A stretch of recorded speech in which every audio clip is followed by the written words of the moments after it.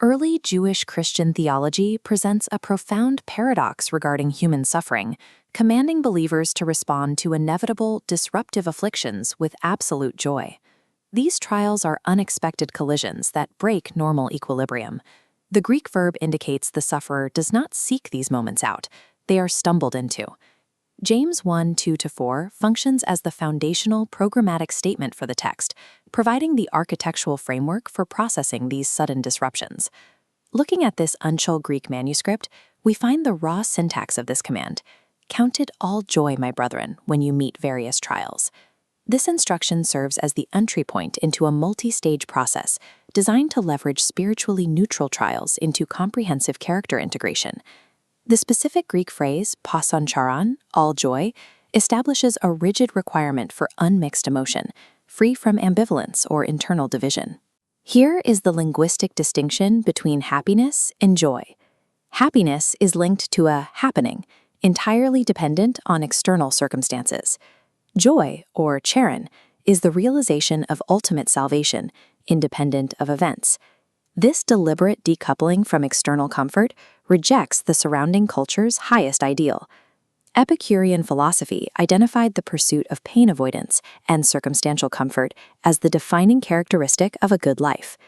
By demanding charan instead of happiness, James reframes the trial as a functional tool, rejecting the assumption that suffering is an ultimate evil. The passage identifies these trials using the Greek noun pyrasmos.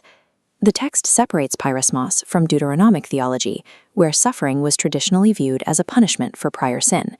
In this model, pyrasmos is a neutral starting point, possessing two divergent output potentials. Blaming God or the self transforms a neutral trial into an internal temptation that destroys faith. Responding with unmixed joy triggers the trial's positive potential to strengthen the believer. Treating the trial as a spiritually neutral arena liberates the sufferer from cyclical self-condemnation, turning the affliction into a space for active theological refinement. Verse 3 introduces the catalyst phase, the testing of your faith, or dokimion. Dokimion is a metallurgical term for refining precious metals by fire, as seen in this crucible of molten metal. The believer's core axiom that God is entirely unified and sovereignly good is dropped into this heat. The trial attacks this axiom by introducing pain that appears contradictory to God's goodness, forcing the believer to reconcile the two. This violent process immediately incinerates impurities, specifically burning away any mixed motives or lingering doubts regarding God's character. Biblical faith is the active submission to this refining fire, which burns away weak theology to produce a resilient byproduct. Verse 4 shifts to an active imperative, the command to let steadfastness have its full effect, or ergon teleon. This matrix distinguishes between simply surviving an ordeal and executing a specific task within it. The passive survival model is found in Stoicism, which pursues emotional detachment from external afflictions to maintain an illusion of control. James rejects Stoic detachment, commanding the believer to remain sensitive to the trial and intentionally force it to work for their character formation. Hupomone, or steadfastness, is the dynamic choice to continue acting in accordance with God's goodness while under hostile fire. The objective of this mechanism is teleos, perfection, and holokleros, completeness. Teleos refers to a comprehensive, well-rounded integrity where no area of life remains fractured or compartmentalized.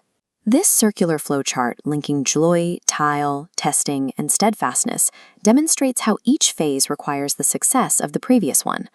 Allowing steadfastness to complete its work causes this single reliance on God to expand, reorganizing every other virtue and impulse around itself. An ambivalent response to suffering leaves a character fractured, whereas the mechanism of James 1 yields a unified human identity. This human integrity connects directly to the foundational Christian conviction that God himself is absolutely one. Holistic human faith grows directly out of the conviction of God's unmixed goodness. Returning to the antiquity of the text grounds these philosophical claims in historical reality. James frames suffering as the indispensable laboratory required to mold human nature into the unified character of God.